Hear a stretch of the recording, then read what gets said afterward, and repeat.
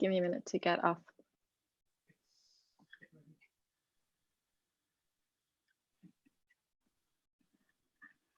Hi, everybody, and welcome to our event this evening on the rise of podcasting. So we are very lucky this evening to be joined by two award-winning podcast producers, Liam O'Brien and Rob Mulhern. Liam is the head of Documentaries on One and the award-winning Documentaries on One unit at RTE, and Rob, whilst also having been part of that, is also the series producer of the Sky News documentary podcast, Storycast. Hi, Liam. Hi, Rob. Hi, Susan. Hi, everyone. Thank you guys for joining us this evening and giving us your time and expertise to talk about the wonderful world of podcasting. So maybe Liam, should I start with you? Because I mean, I know, so given the present climate, there was probably a lot more people listening to podcasts right now. But just in general, aside from what's happening right now in the world, what do you think, like, why do you think there has been such a rise in podcasting and people listening to podcasts? Yeah, well, I suppose the first thing is ease of access for people. So everyone really has access to a mobile device primarily, but also to laptops, to, you know, through televisions, through whatever they ingest online content through. So that's been the primary driver. The second thing is that it's becoming easier and easier.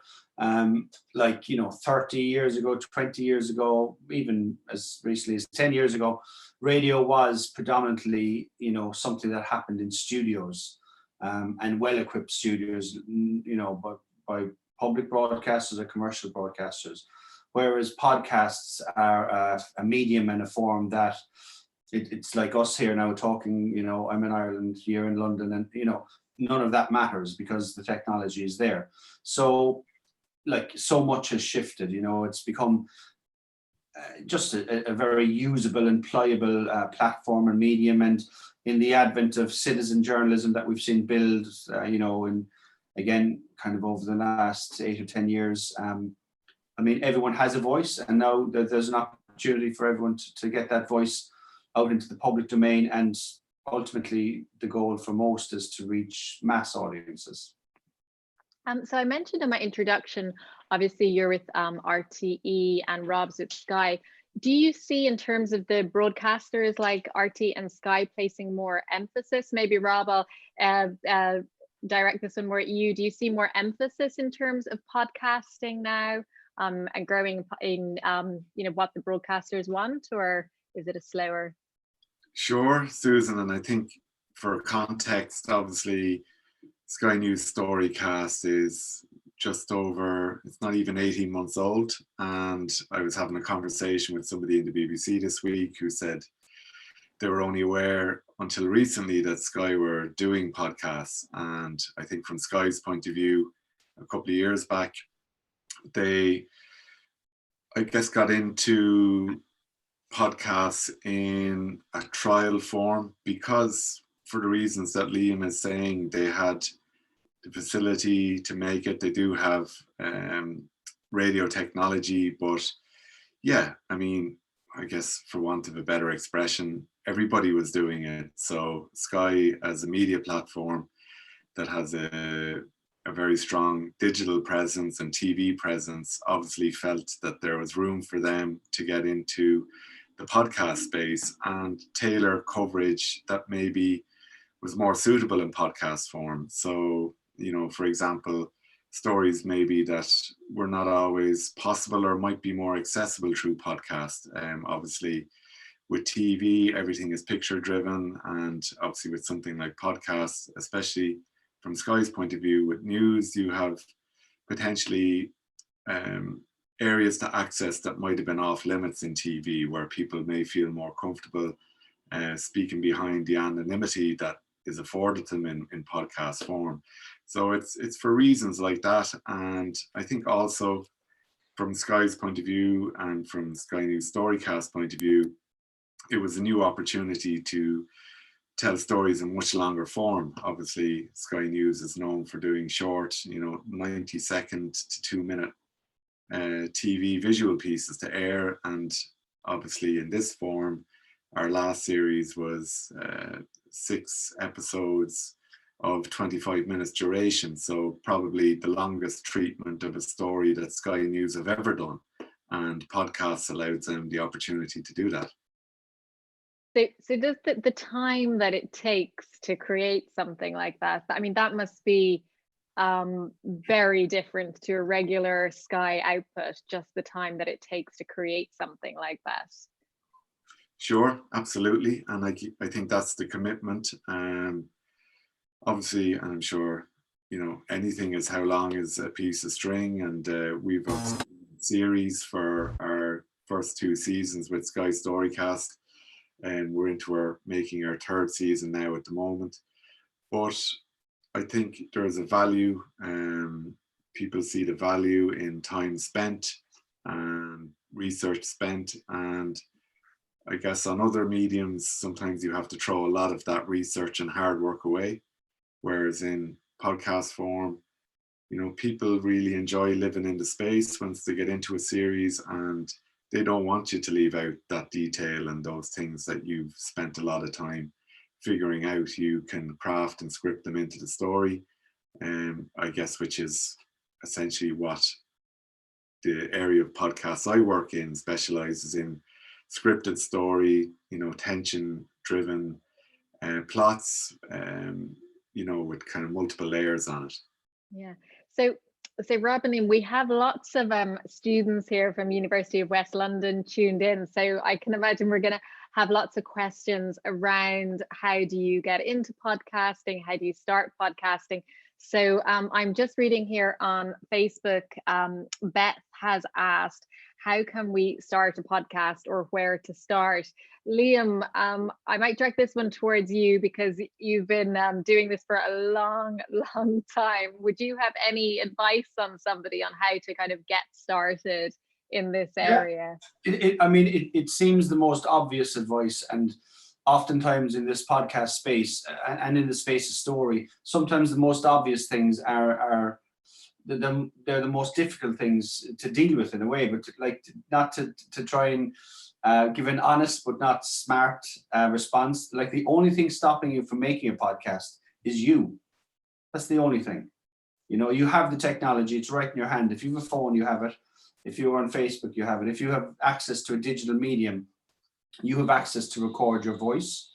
And then there are a host of free softwares that you can do the very basics of sound editing, and something must start somewhere, and to get, I'm at this 20 years. I mean, I'm still learning every day. I think Rob would find the same. That's the nature of what we do. New technologies come out, and also your view of story, and like Rob was saying, how you develop tension and dramaturgy, how stories unfold, story choices, all of those things change over time. I'm sure, it's interesting to see at the moment, not to be diverting, but it's a time where people don't necessarily want dark news now. They don't want dark entertainment.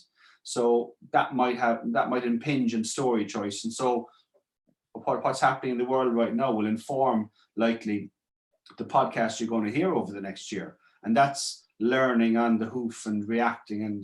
But I mean, to go back to the original question, it's just literally get stuck in, and it's in the doing that you one, make mistakes, and two, that's where the real learning is. And it's literally just put it down. If it's a stream of consciousness, that's fine. It's to start, playing with it. If you imagine it like a kind of a pliable, you see how people with a clay pot, as they're making it, you can see them moving their hands up and down, and it's that kind of process. You need to learn how to feel a story and how to touch it and how to move it around the place, and where do you start and where do you end, and the only way you'll figure all that out is in actually doing it and just starting. Liam, something you mentioned a statistic there to me before we came on air around there's just a huge number of podcasts out there, but the actual number of podcasts that get a lot of listens is a lot smaller. So what do you think is the big difference? Like, so I mean, I should mention to everybody watching that Liam and Rob have recently been working with a series called the Nobodies Own. If anybody hasn't listened to it, I would really advise you to go and have a listen to this podcast series. It's really gripping stuff. But I think the last time I spoke, you had well over 1 million downloads of the podcast. So what's the difference? So how is it kind of breaking through? You know, what's the kind of essential ingredient, if you had to say one thing that the podcast has? If I had to say one thing, I would say consistency. That's really important. Okay. That, like, the podcast world is the same as any other digital consumption. So, like, if you go to Netflix, if you go to Game of Thrones on television or whatever, if you start to build something, you must be consistent in what you deliver. So it's the same in a podcast series. If you have a brilliant first episode and then it falls off a cliff for the next 7, I mean, how can you expect listeners to stay with you? And equally, if you do a second series, do you think they're then going to come back to you? So, like, consistency is the one, it is the single biggest factor, I would say. I mean, I don't know if Rob would have an alternative view or a differing one on that. No, I mean, I agree. It's nice to kind of be reminded of that as well, actually, because, you know, we're always preparing for, you know, future ideas. And I guess, especially in the current climate, there's some challenges in terms of trying to go out and record. And fortunately, there's a project we're working on at the minute. We've a lot of recordings done, but more to do. And of course, organizations want content as well. So you're in that space where, you know, there is challenges at the moment, but yeah, to be consistent, to maintain the standard that you set originally, and which we're kind of fortunate enough to get us into these jobs, into these positions. It's all really down to consistency and not being lazy. And I think every podcast documentary I've ever made, I think from the first one I made about 8 years ago, I think the same principle, you know, the same thing is in my head on each one I make, is that, you know, have I been lazy at any point along the way? You know, I'd often kind of ask myself that question, or whether it's logging the interviews or archive maybe that is available and I haven't checked it over. I guess, you know, there's no shortcuts really. It's just hard work. It's perspiration as well as consistency, I feel. So we're having quite a few questions in, and Rob, since you did mention jobs there, actually another Robert Nelson has asked, he says, good evening. What range of job roles are there within the field of podcasting? So I don't know which one of you wants to answer that question, but maybe Rob, do you want to have a go at that one first? Yeah, I mean, I guess I'd answer, and I'll hand the baton to Liam only by virtue of the fact he's more experienced in the industry than me. But definitely, you know, there's huge growth in podcasts. So by virtue of that fact, you know, there's job opportunities, you know, coming up. I would just be of a mind, you know, lots of people are doing them. I know people who are making podcasts with the Times, with the Evening Standard, you know, titles and media platforms that, you know, this time 2 or 3 years ago, nobody would associate with audio production. So I think by virtue of the fact that there's lots of people making stuff, you know, people are needed to make them. And the currency of any of those platforms is, like Liam says, story choice, good ideas, you know, willingness to work hard, just good ideas and energy often goes a long way, and the tenacity to see a project through. And I think probably better for Liam to take it from there. Yeah, I mean, there's a wide scope. I mean, I think, like, podcast isn't any different to film or television or radio or the wider media, in that there are a plethora of different types of jobs, and, for use of a better word, different levels of jobs. Like, for instance, I was in touch with Stitcher Radio yesterday, just on a project we're doing, and, like, I see, for instance, at the moment they have something like 20 jobs on the go, and as in job offers on the go, and they vary from things like an actual studio producer, somebody to come up with ideas, researcher. I mean, they're all the different types of, of job opportunities that are out there. And arguably, as the podcast world, figures out the commercial arm to it, and broadcast companies, both public and private, can see how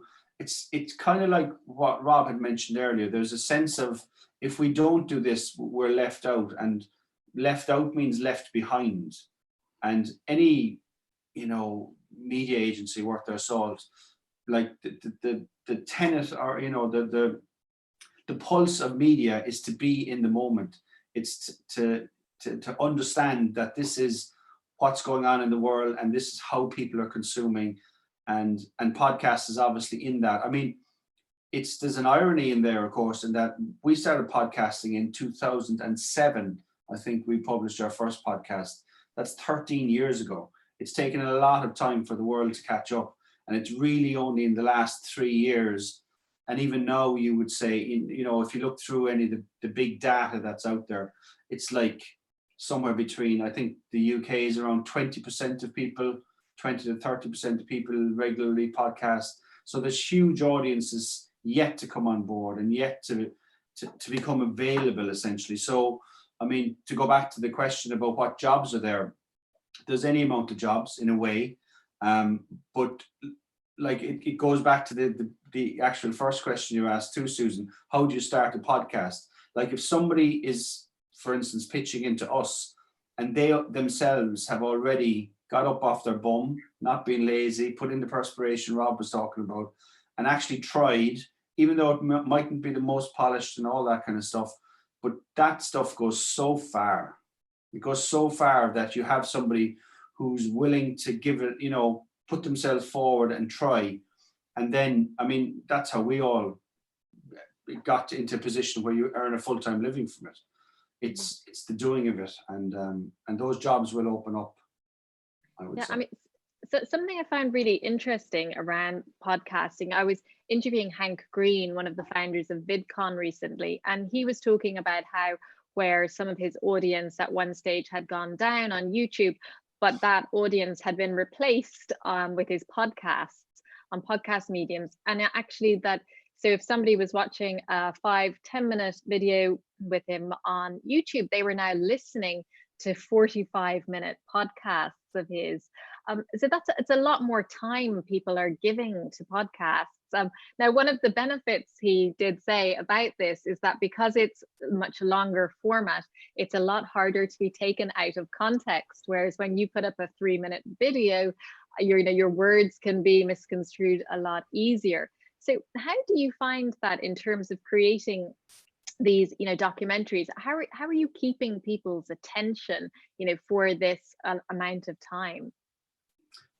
Yeah, I mean, it's interesting in that I think there's something about the psychology behind that, and that, like, when we see something visually, you really want to be stimulated in a number of different ways. You want to be visually stimulated, and then you want the factual or fictional, whatever the information is in there, that then you want as well. And we've got used to that being a very immediate thing.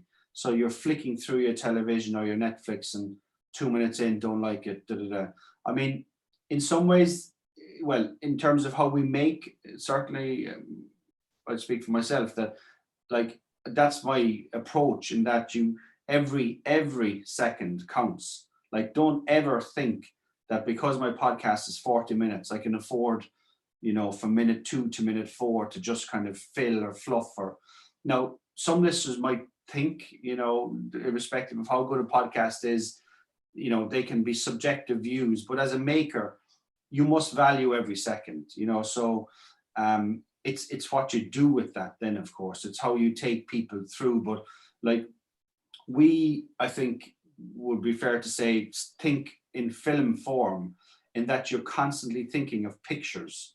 So you're constantly thinking of image and picture and place and feel and texture and all these things that you don't naturally, I think, associate with the ear.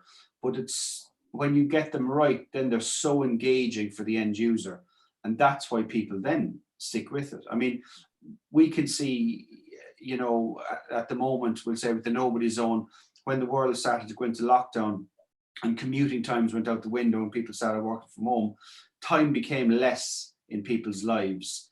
And we saw, in line with every other podcast in the world, or most of them, traffic dropping, you know, reducing down, because the way life is, you have people generally have parts of their day where they need filling, and commuting time is that, and podcasts can do that in a way that the visual medium can never. You're unlikely to sit down and watch a film on the tube or episode 2 of whatever Netflix series en route, but you're far more likely to do it with a podcast, I think. Yeah, now, so I'm getting lots of questions in. I might actually come back to that point. I want to actually say something else on that, but I'm getting lots of questions in, so I want to bring in. So Ellie has asked, is the rise of celebrity podcasts, sorry, Ellie, is the rise of celebrity podcasts a good thing? I don't know which of you wants to go ahead and answer that question. Rob. Well, listen, it's I mean, Niall Horan from One Direction, he drinks in a pub that I, you know, use regularly. I won't name the pub because he won't have. But I see he did a podcast, Castaway, which is featured on iTunes at the moment. And I was listening to some of that yesterday. And listen, to me, it's like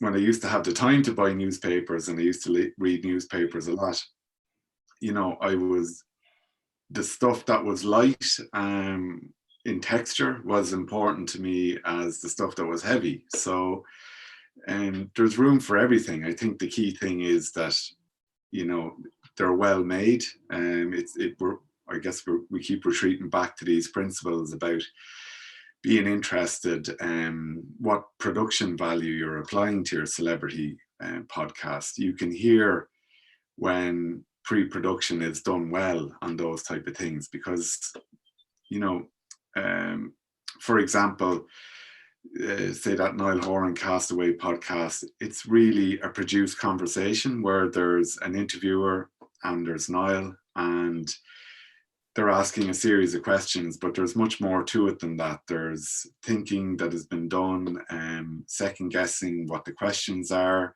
editing, moving things around, as Liam says. So a lot of the fundamental principles of story, you know, it still needs a start, beginning, and an end. It has to end on a satisfactory note. So listen, I think, of course, there's room. It just needs to be well made. It may not be for everyone, but the beauty of podcasts is there is room for all those genres. So just like starting at the back of a newspaper because you're into sport and working your way to the front, you can do the same with podcasts. It's whatever you're having yourself. Fantastic. The choice is so wide now, you know. I mean, there's upwards of 1 million different podcast feeds available to everybody. Of course, that's the other thing, like, irrespective of where you live, your competition is the same largely because it's a global market. But I mean, in terms of the celebrity thing, I would say that the reason for engagement in a podcast is a unique selling point. It's something that you can get in that podcast that you can't get in all the other almost million podcasts. So if that's a celebrity, well, there's going to be a value to that. And they come with lots of followers and all that kind of stuff. And if that's what you're into, as Rob said, that's what you're into. I mean, in a way, that's why the world of podcasting has grown exponentially. I mean, particularly in the last 12 months, I think it's seen something like a 30% rise in terms of what's being published. And if you break that down into a week or a day, I mean, that's like, you know, it's in the order of 6,000 new podcast shows per week, 1,000 a day, like brand new, like that's huge amount of content. But in there's something for everyone. But it's trying to get your way out of that melee and try to stand out from the crowd and get your big figures. Like, it's only 1% of all podcasts in the world get above 36,000 downloads. Just 1%. So like 50% of podcasts get less than a couple of hundred. So like, because the numbers are so big, it's a huge labyrinth in many ways, and you can get lost. So if you have anything like a celebrity, they wouldn't do it for me personally, but they do for many other people. So you use what you have. Yeah, that's fantastic. So I'm getting, again, lots of questions here, guys. Sonia has asked, how would I put a podcast series on Spotify? I don't know, would maybe Liam, would you like to answer that? Just literally how you put it up there, I think, is the Yeah, I mean, question. it's literally a very physical thing. I mean, you could do it in Spotify, you can do it in Acast. It depends where you want to put it and why you want to put it. I mean, what I would say is that where we put our content is wherever the users are. So Spotify is only one of those places. So you've iTunes, you've Castbox, there's so many nowadays, you know. But generally, if you're starting off, there's a small subscription fee for Spotify or for Acast or Podimo or whatever kind of podcast provided. But it's so simple nowadays. It's literally, you upload an MP3, you add in a description, you have a very good image. That's another key thing with podcasts is, you know, because you have a singular image largely associated with it, it's really important to get that right. Because that, you know, as people swipe through hundreds of podcasts, it might be the image that catches their eye. So it's about that, but it's literally just upload your audio, push it out to the world. The description is the other thing that we place huge emphasis on. Like, how you describe your podcast, generally kind of 350 characters. We treat that as your front page news headline, you know. And if that reads badly, why would you expect somebody to then delve into the audio? As a general rule of thumb, I would say good podcast descriptions should ask a question which the audio then answers. So you're invoking engagement. That's the premise.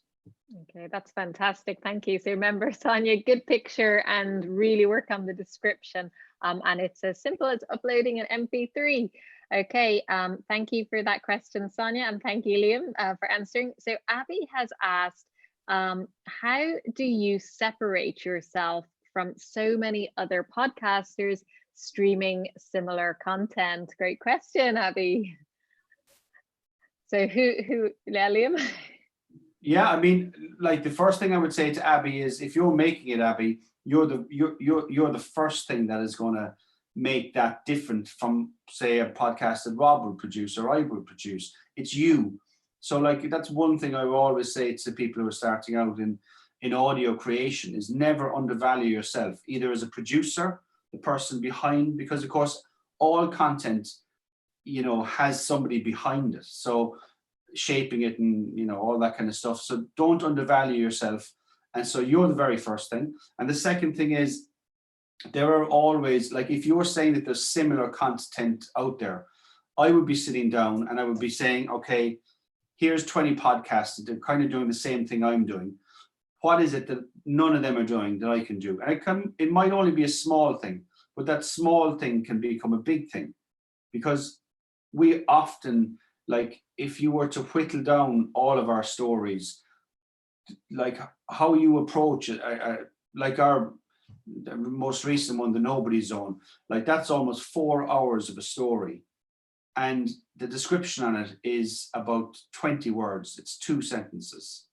And so it's a small idea in a way that becomes this much bigger thing. And so that's back to the point that I think Abby was the lady asking, that, you know, if that's how you separate yourself out. You pick out one small detail and build on that.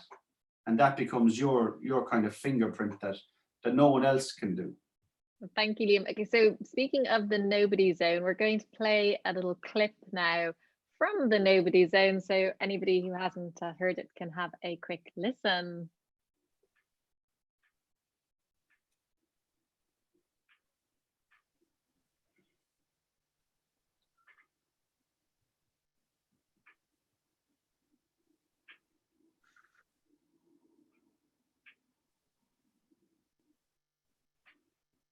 I'm not hearing anything.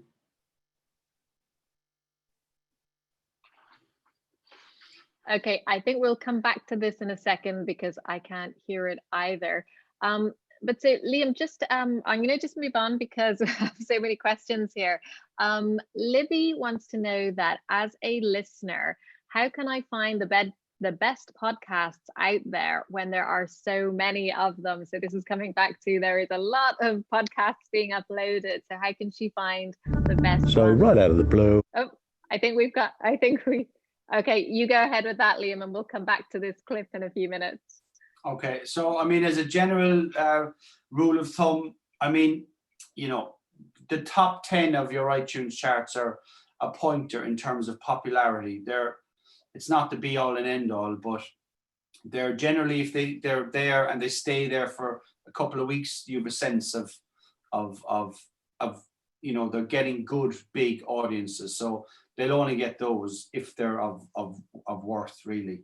The other thing is, I mean, I would, if I'm looking for something to download, it depends how niche it is, or if it's just that I want something to be entertained. I'll go to places that I would respect, other media outlets that might recommend top 10s or stuff like that. Or, I mean, word of mouth is another good one, like just asking, or even simple things like going into Twitter and typing in #podcast and see what comes up, or see, you know, what are the ones that are being discussed a lot. Or, I mean, it's like discovery of any other part of the internet in a way. Like, are you going to Netflix? There's so many things being presented to you.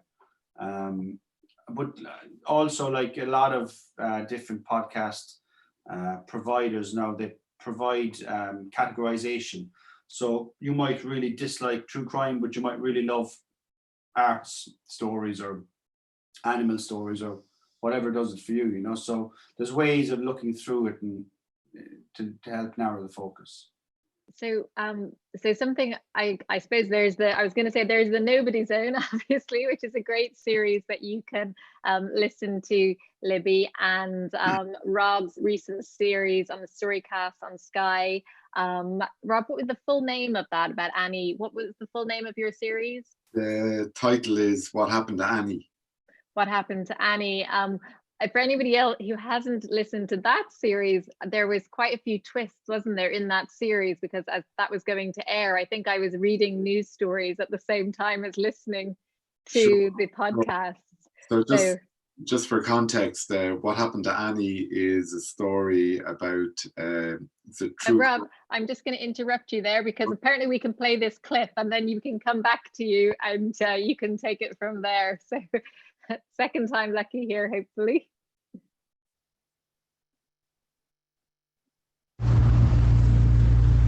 On the 4th of December 2005, the body of a blonde 30-year-old woman was discovered on Prestwick Beach in Scotland. For a split second he was thinking, there is a girl there sunbathing. And then directly he understood that that's not possible, that something else has happened here. She's identified as Annie Börjesson from Sweden, and her family are told Annie died as a result of suicide. Only Annie's mother, Guya, didn't understand. She had her passport with her, so she was on her way home. Why didn't she board her flight at Prestwick Airport? And why was her body and passport subsequently found on a desolate beach half a mile away? When the family went in search of answers, new elements would emerge that pointed not to suicide, but to murder, cover-up, and one of the world's most secretive security agencies. From Sky News Storycast, What Happened to Annie? Subscribe now.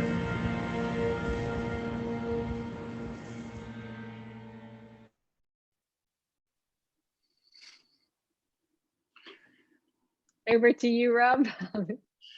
So that's the trailer for what was a 6-part series. Each part was, you know, duration wise roughly between 22 to 25 minutes. And going back to what Liam was saying earlier, that was deliberate in terms of for a couple of reasons, really. One, kind of, it's a nice amount of time, commuter time or whatever, and it kind of falls into that space that people can consume it on a journey and not have to come back to it. And just in terms of how we storyboarded out the story, you know, each episode created a natural break. We could finish on a climactic moment and then lead on to the next episode.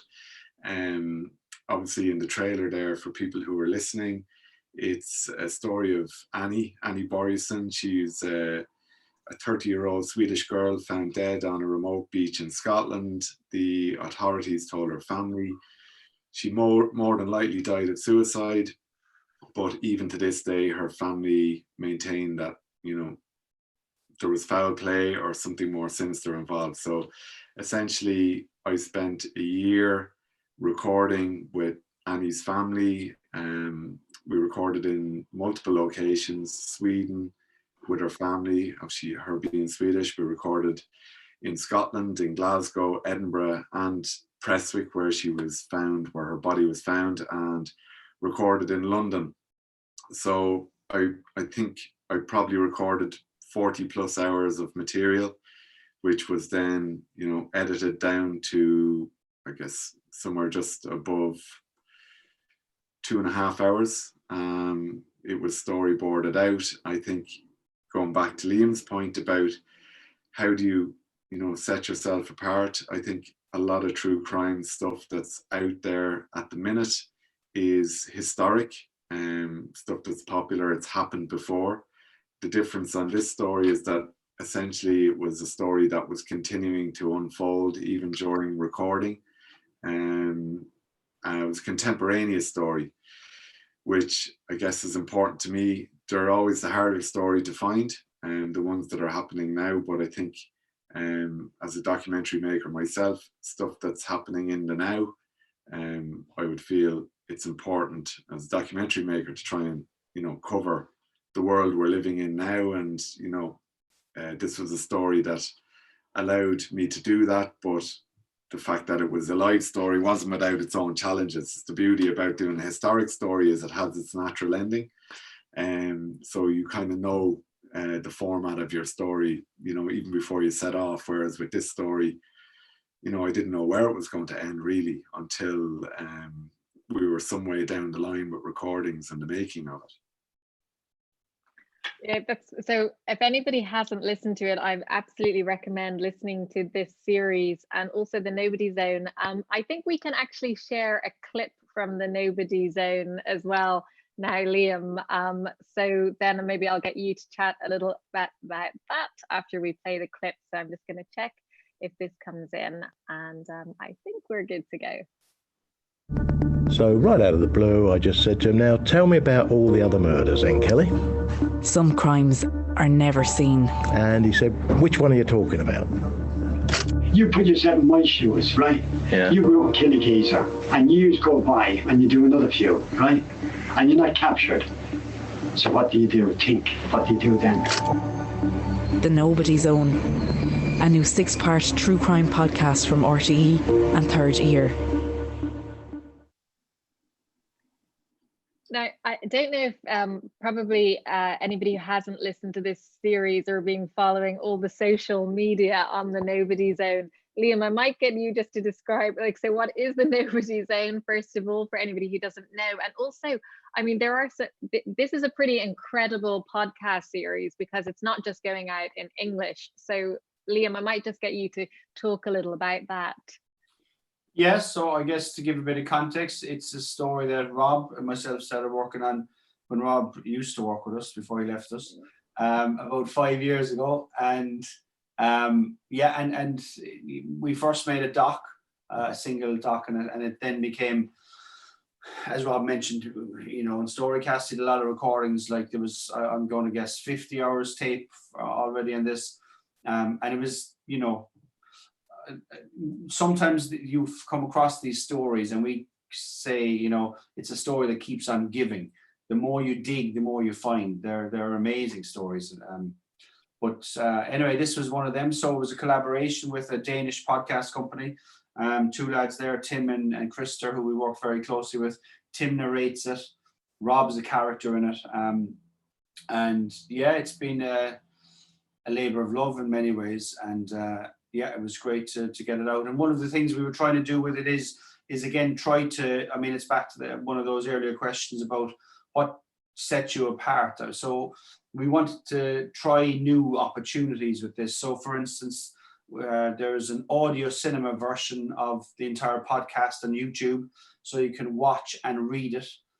And we'll possibly do some cinema screenings on that in the future. So that brings in slightly different audiences. It also, for us as a public service broadcaster, means that the deaf community can now follow a story we're making, even though we're an oral platform. So they don't have to be able to hear it now, they can read it and follow it. So that was great. We also, it's in 5 languages, so it's bilingual versions in Irish. So what I mean by bilingual is the narration is in the narrative language changes, and the English actuality, as we would call it, remains the same. So it's in Irish, Danish. The German version is going online next week, and the Spanish one is following a couple of weeks after. And we've had, because we've done that, then we've had approaches from other places, myriad of different places for other language versions. So it's kind of like, it's hardly revolutionary, but just when you plant the seed of doing something slightly different, then other people react to that. And so yeah, it's worked out great.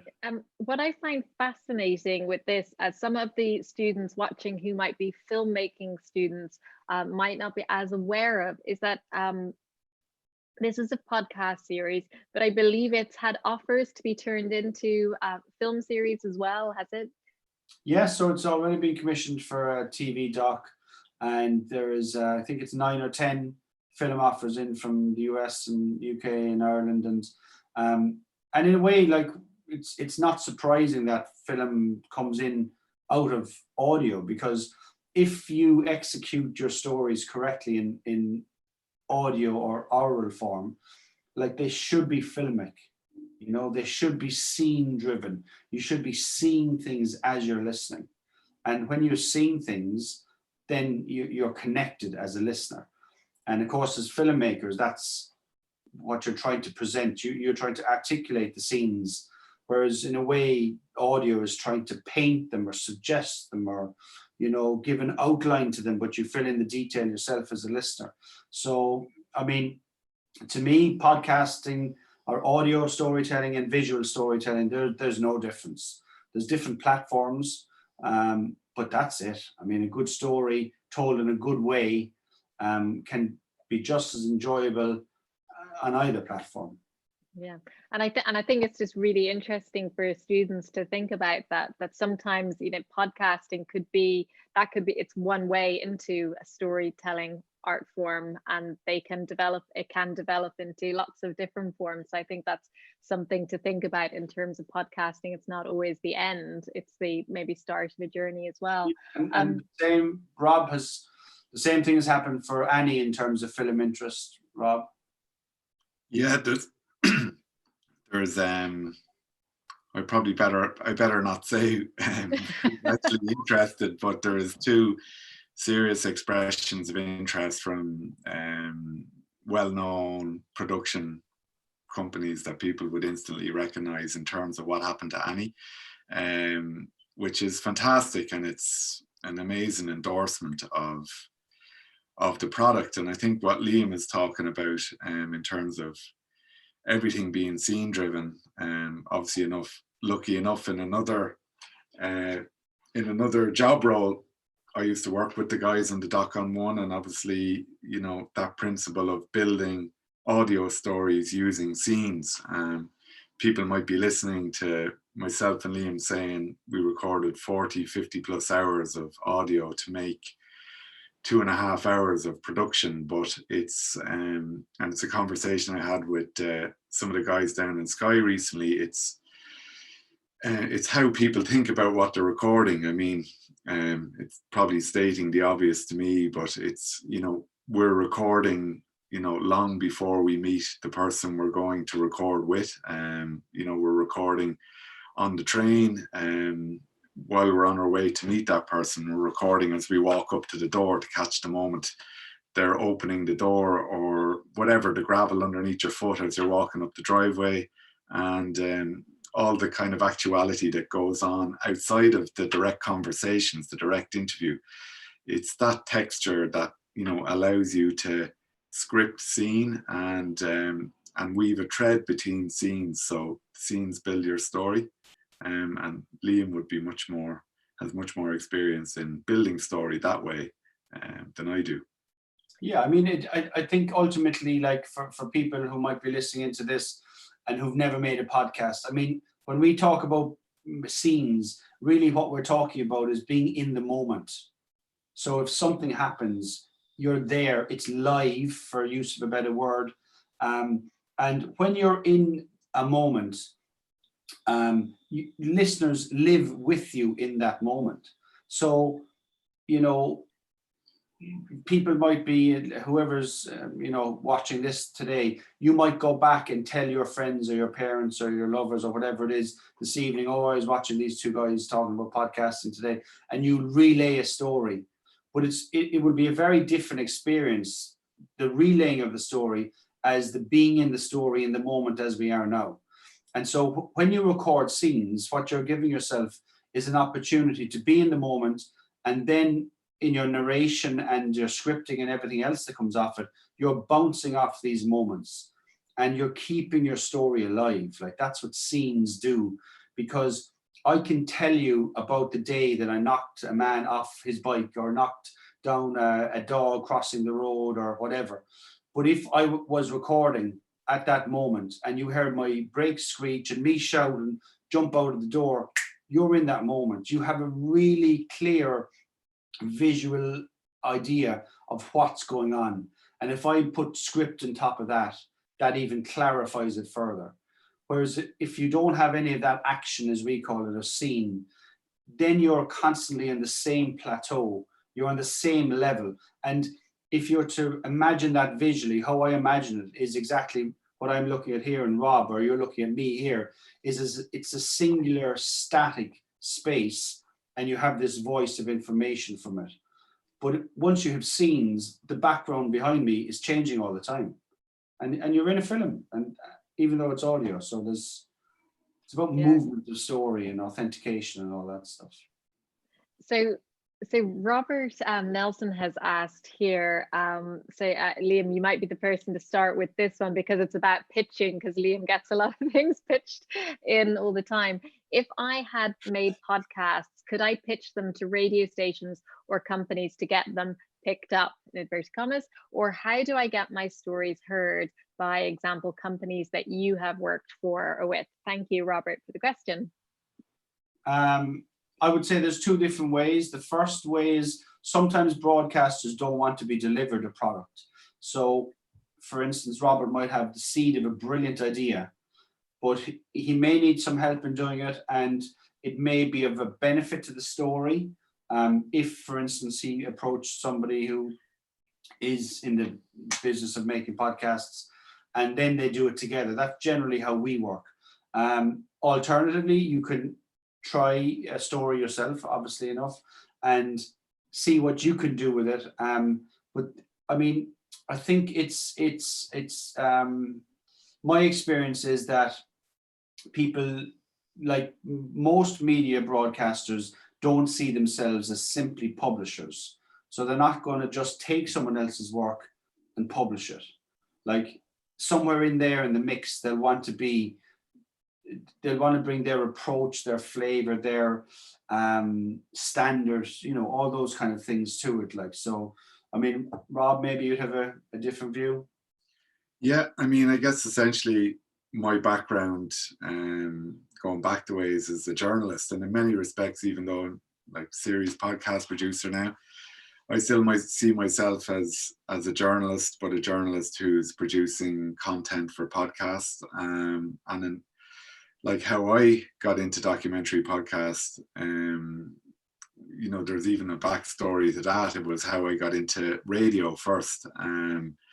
Was just really cutting short packages on a Zoom mic, which you can pick up for a couple of £100, which is decent enough. It's a Zoom H2N. I need to clarify that name, actually. I can send it on to you after. But essentially, I was recording audio from the London riots and, you know, putting kind of some script to it and sending it to radio stations in Ireland who needed content and needed, like, I guess it's serving a need.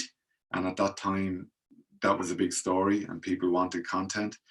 It obviously took me ages to turn around a 2-minute piece then, because I was learning, but it was just really spending the time on it and upskilling as I went. And I guess I graduated from doing short podcast pieces to long form documentaries, and that was from pitching into RT's documentary on one unit with a good idea. It got commissioned, you know, I made it, but I would still see making a 2 to 3 minute package, you know, the simple principles as being the same as making, you know, a 25 or a 40-minute, you know, singular documentary or an episode. You know, they all need to tell a story, and they're just varying lengths of string. They all have a start, middle, and end. I think you have to be creative. I think you have to be really interested in the first instance and really want to do it.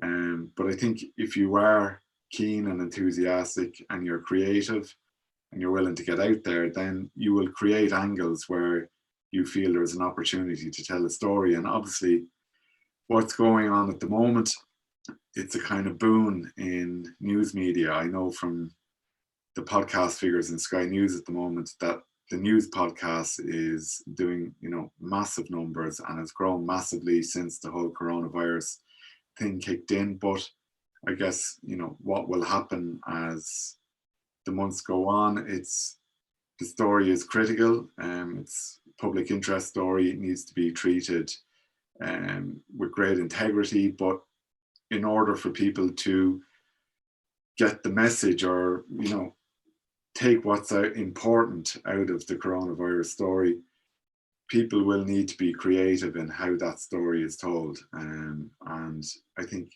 like Liam says, everybody has an opportunity because everybody is experiencing this crisis. So it's how you tell story, how you be authentic, how you set yourself apart.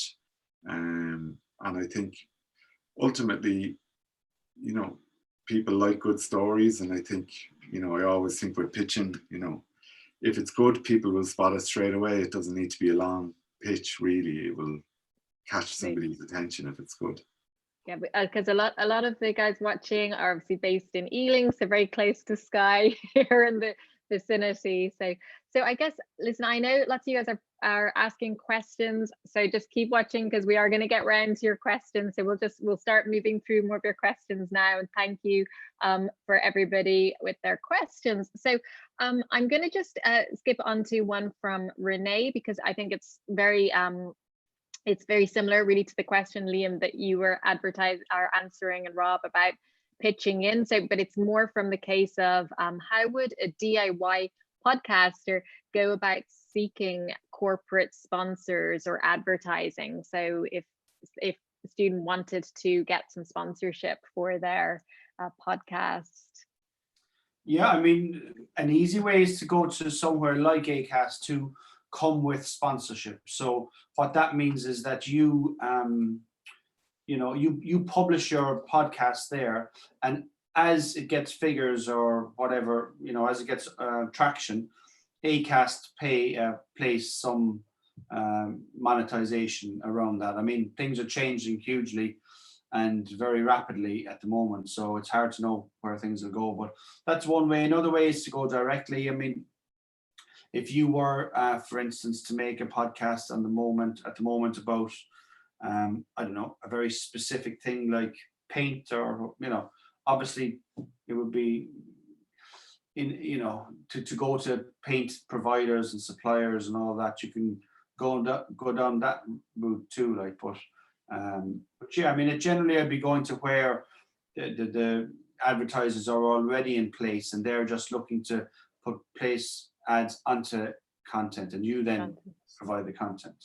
Fantastic. Well, I think just in terms of that, we have a question from Ben, and this is, I think, from the other side, if you're an institution. It's kind of related, because he's saying, like, how can institutions looking to engage with the public take advantage of podcasting? So I don't know, Liam, do you want to go ahead with that one? Just thinking about it from the other side, if you were an institution, how could you utilize podcasting? Yeah, it's our raison d'etre in terms of the documentary unit I work in that we ask constantly every week members of the public to send in ideas, and they then make content with us. And once upon a time, Rob was one of those people. That's how stories get made for us. So we're hugely reliant. It's not that just because you work in broadcasters like BBC or RT or Sky or whatever, that you have all the ideas. Of course it's not. I mean, what it's about is bringing the best stories to air and publishing them on podcasts, on radio, TV, whatever it is. So that's how we work. It's not how other people work, but I mean, that in here there is a dilemma in that, how many podcast feeds can any single organization bring to air? Like Rob, for instance, the Storycast is it's better for Rob to cover this, but like Sky have a select number of podcasts in the same way that RT does.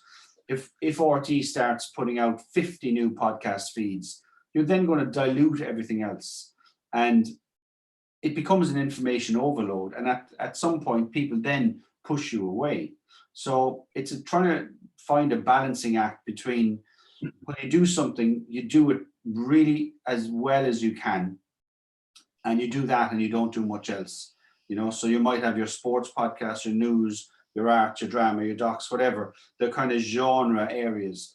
But like, if you start breaking down and you in our case, if there was 5 or 6 other podcasts or documentary type long form story podcasts feeds coming out of RT, sure. I mean, for the user, then they're saying, well, what's the difference, and like, how do you decipher yourself out from the competition and all that? So, I mean, the numbers are staggering. They're big. So, I mean, it's a space that's being figured out at the moment. So, and on different types of podcasts, Kevin King has asked, are there any podcasts in the positive news space that you would recommend? It's a good question, especially in these times. Rob, do you wanna... Yeah, I mean, like the BBC have some good, like, it's a tricky one to answer, because obviously it's my own personal bias. And basically, I'm probably just going to be telling you what I'm listening to myself. That's not coronavirus related. Fantastic. Go ahead. But the BBC do a profile series. They're about, they can be between 15 and 20 minutes long, where every week they profile somebody who's prominent for whatever reason that's deemed important by the producers. But you can just hear the research that goes into it. They're very well written, and obviously the color changes week to week. So one week it can be Jurgen Klopp, and the next week it could be Michael Gove. So there's a kind of differing flavor. And I listen to a lot of sports ones. I've kind of big interest in boxing, and the BBC do an excellent boxing podcast on a Monday, kind of Bunsen Costello, which is a regular hit of mine. But because I live away from home, I listen to a lot of Irish stuff, and I use podcasts a lot to catch up on the news cycle in Ireland.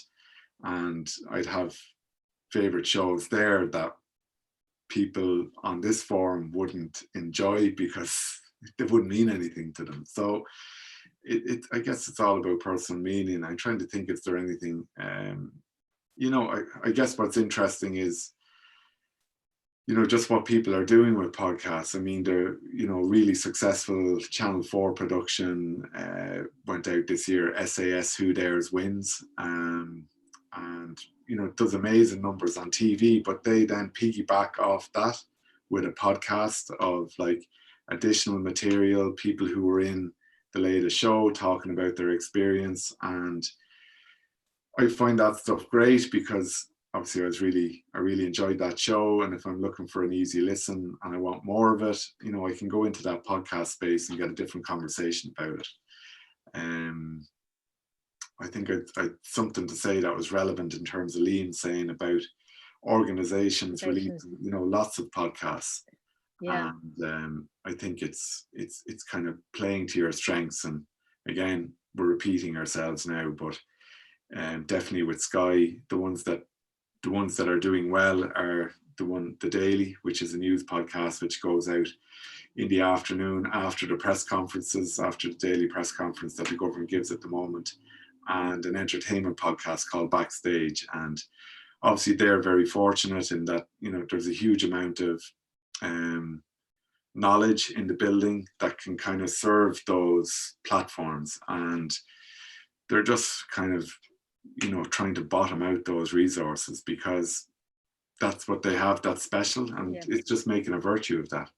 Well, that's good. Thank you, Rob. Liam, if you want to add any at the end, Liam, I'll let you. I'm just going to power through a few more questions because I know time is running out and I just want to get through these last few. Bahar Selman has asked, where we like free things, where can we get free music effects?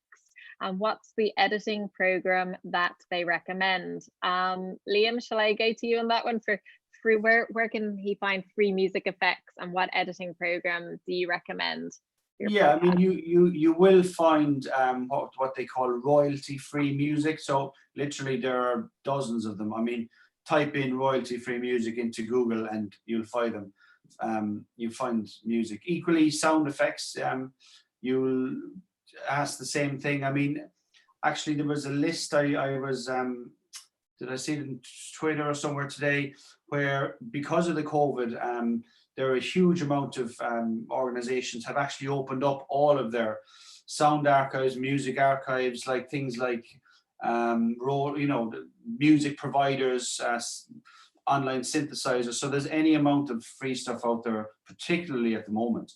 In terms of what we use to edit is Pro Tools, partially because it's just the best one that's out there and it's kind of the industry standard. But that's not the only one. There are a myriad of editing systems. Free ones would be Hindenburg, Adobe. You can get a free shareware version of Pro Tools. It's like 2 tracks or 4 tracks or something. So again, it's like you Google free audio editing equipment and try the ones, and it's like different kind of programs like Firefox or Google or Chrome or Safari. Like for whatever reason, there'll be one you like the look of and one you won't. And so that's how I'd be approaching it if I was starting out. I'd try 3 or 4 of them. Which one do I like to feel of best? Get stuck into that. Build up the principles of editing, how you edit, all that kind of stuff, and then maybe consider buying something like Pro Tools if you're still with it and things are working well for you. Brilliant. Thank you, Liam. And so Marta, which is also kind of on a materials question and resources, has asked, in terms of materials and conditions, what do we need to record a good podcast at home? Like, for example, what type of microphone and where to record it in the house? I would say a mono microphone is ideally what you want for if you're just recording at home. What mono means is it's just one signal that's right in front of you. You can pick up mono microphones pretty cheap, like £100 maybe. You can record on your phone, your iPhone, your smartphone. Some smartphones, you can actually get a microphone adapter to put into the top of them. Ideally, when you record, I would try and go into a room that has soft furnishings, so curtains, couches. If you're in a room, like Rob will say the same or tell you the same, like if we go into space, what happens when you go into that space and you're recording is you're looking around, where will I get good sound here? Generally, you get good sound in a corner. So you back yourself into the corner and the microphone is pointing at the corner. And so you're giving the microphone far less scope to hear around it. Whereas if you face the opposite way and you point the microphone out to the entire room, then you're going to hear the entire room. So if you're going for a kind of a studio sound or a good quality sound, you want to try and close down the space. I mean, you know, I've plenty of stories of having recording stuff and having quilts over my head and rugs over my head and, you know, whatever you could get to make it sound as good as you could in that moment. So yeah, just adapt but soft furnishing is generally the way it sucks out the echo or tinny, trebly sound that kind of might be around. Fantastic. Thank you for that, Liam. I'm just going to power through these because we have quite a few questions coming in here from the guys. Elliot has asked, do you upload your podcasts to all platforms, Apple, Spotify, Google, Facebook, etc.? Yes. Yeah. Okay, there we go. That's a nice, concise answer. Fantastic. There. Thank you, Elliot. To give a reason, Elliot, it's like, you know, I think the days when broadcasters thought that if you want people to engage, that they'll come to you. I think those days are long, long over. You must go to where audiences are. And that's the premise. So some of your audience are on Spotify, some of them are on iTunes, some of them are on Google, you know, they're everywhere. And if you're not there, well, then they've no hope of finding you, if that's the only thing they ask. So. Fantastic, thank you. So I think we're going to have time for just a couple more, 2 or 3 more questions. So I'm going to just put these out quickly because I know time is running away. Really appreciate you guys staying with us, and thank you all for continuing to watch online as well. It's fantastic. I know this is a really interesting area and lots of people are interested in getting into podcasting. So Catherine has asked, she has 2 related questions. She said she's an academic historian and has been thinking about using podcasts as part of public engagement with an upcoming project. She wants to know, is there something easy that you can recommend for recording people with for people with little knowledge or little technological experience? And secondly, do you have any recommendations for reaching audiences that are interested in historical programming? So the first part there around, do you have any recommendations for recording for people with not very much technological knowledge? Do you have a? Yeah, I would say the Zoom that Rob mentioned, it's the Zoom H4n. It's normally I think it's about £175 now, roughly. And that's, I don't want to say it's foolproof, but it's very easy to use. It comes with an inbuilt microphone, so it's a really good starting point. You just adjust your levels and once essentially, and you record, and that's it. Rob might have more, maybe. No, I mean the Zoom is fantastic. It kind of served me well, kind of in the early days when I was getting going. It's pretty durable as well. It can take a bit of punishment, and yeah, you don't need to be a technical expert in by any means. You can go onto YouTube. There's a 2-minute clip that'll show you how to kind of set it up when you buy it, and just so the levels are adjusted correctly, and away you go.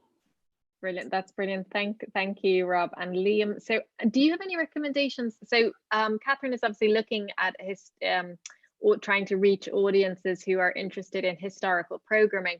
Is there something that you do when you're looking to try and reach a specific audience when you're putting your podcasts up there, or where you put them?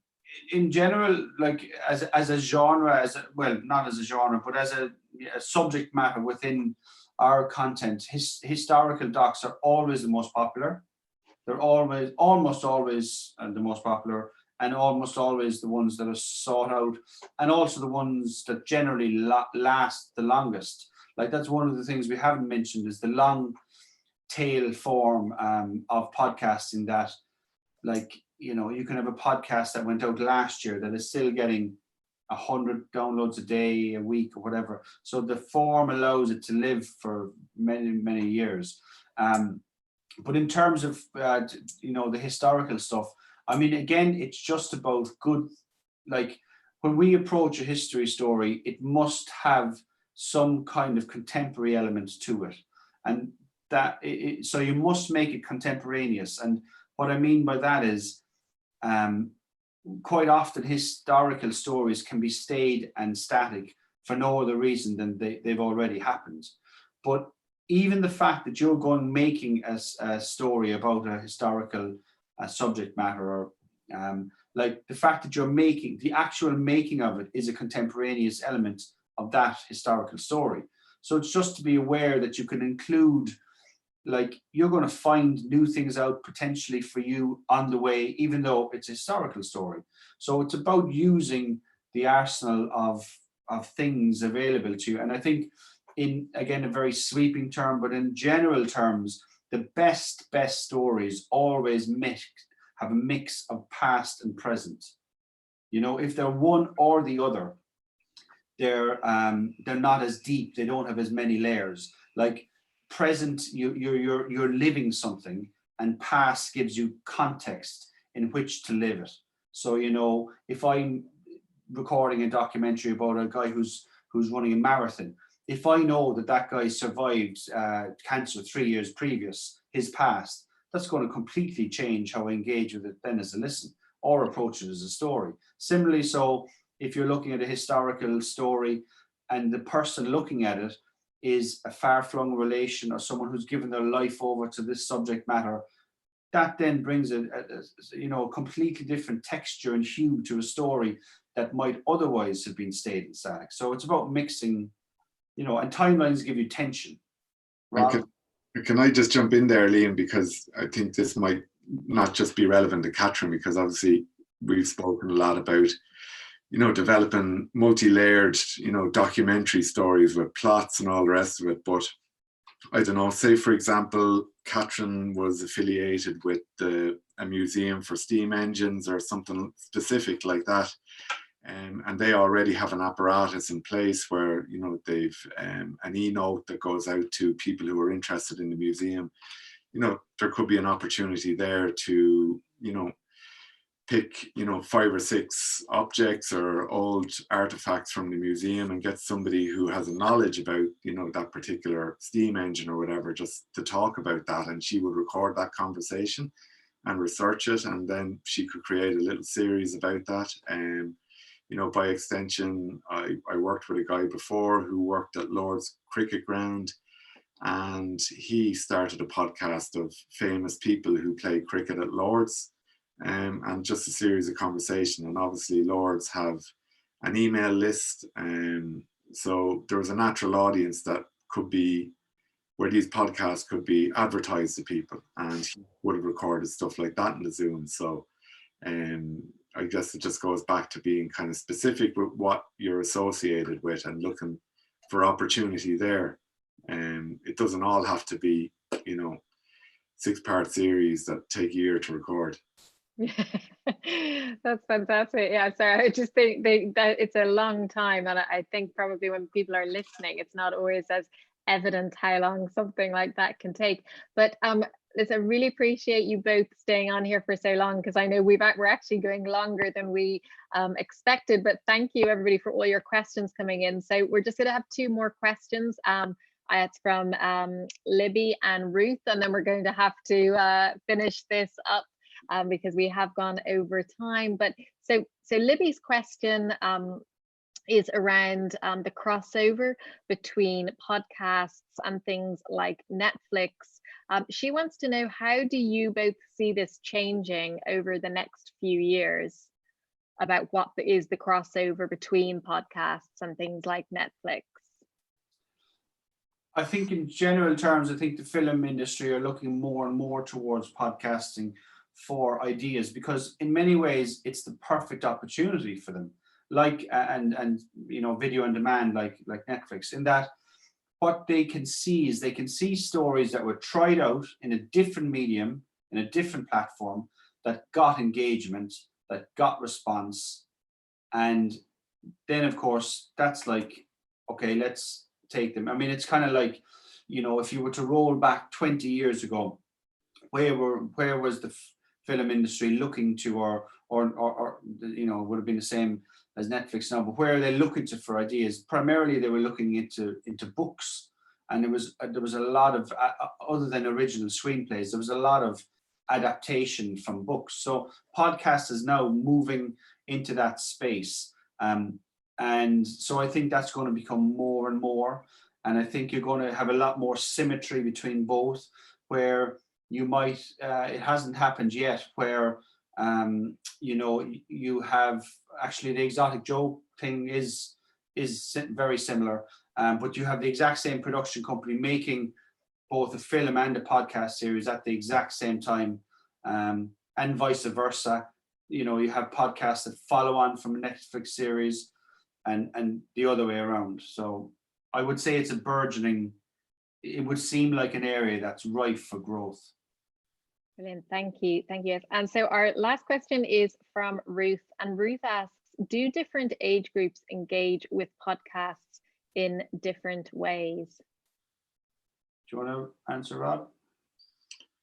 I mean, my answer to that would be more anecdotal. Liam might more have data to kind of back it up, but I think obviously smartphones have changed how people consume podcasts. So obviously by virtue of that fact, I guess you would say pretty much everybody has a smartphone now, but a lot of people who are senior in years arguably don't, or maybe don't have a mobile phone. So there is still that huge audience out there that aren't accessing podcasts. And I would even have a couple of friends at home my age who, one or two of them may not have actually ever listened to a podcast, even though they do have a smartphone. And I mean, interestingly, just by accident more than by design, I've been involved in 2 crime podcasts with Sky, and the kind of general analytics back there is that the true crime stuff is more popular with women than it is with men. So I mean, there's interesting kind of data that comes back, but I don't have a definitive answer. I mean, Liam might have more data on that. Yeah, I mean, not huge. Like in term, like for instance, in the Nobodies Own, we can see that 83% of listeners were aged 44 or under. So like if we compare that to radio, we'd be Radio 1 in Ireland would be like BBC 4 in England. So it is a much older clientele. Our average radio listener is 56. And so we do what we do on the radio. We just put it into serialized form and podcast. And our we dropped 20 years. Our average age, I think, was 34 or something. So that's one thing. Obviously, it's like Rob says, but it's a strange thing to say, in that, like, when you focus on story and story alone, and you look at how your story unfolds and your character development and tension and the various things we've mentioned to this evening, it kind of bypasses age. So like good stories, well told, they mean just as much to a 70-year-old, 80-year-old as they do to a 20 or 30-year-old. I mean, there might be parts that both age groups don't understand, but from our point of view, I would like to think that our approach to story is age agnostic, and that you don't try and design a story to be enjoyed by specific age groups, because of course you're wiping out huge proportions of your audience, so like in terms of engagement, I think there are a certain amount of people in the world that will never wish to engage with podcasts for whatever reason. They might be the same people who don't wish to engage with Netflix. I mean, that's just human behavior.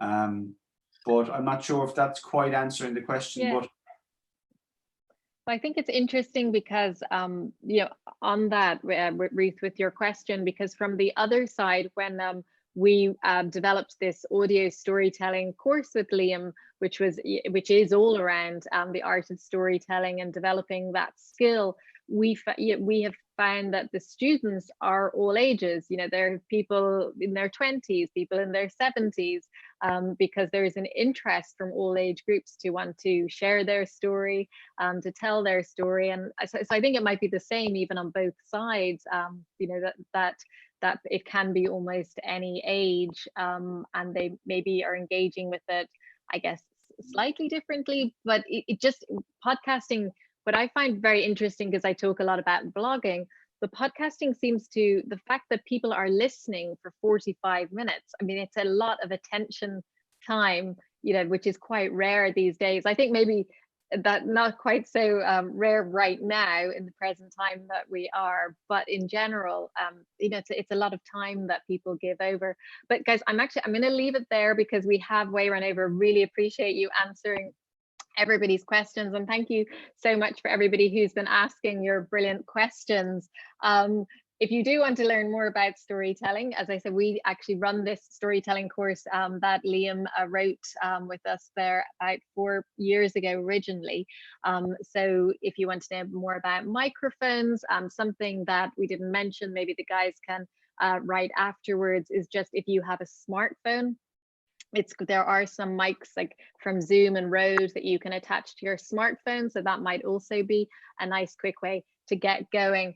But thank you so much to both of you, to Rob and to Liam, for joining us this evening. It's such an interesting area. We really appreciate you giving your time and expertise, answering all those questions. And I know that Liam's team, I'm just going to say finally, you're recommending a documentary a day at the moment, I think, for people to listen to. So we'll link to that as well if you're all looking for something to listen to each day at the moment.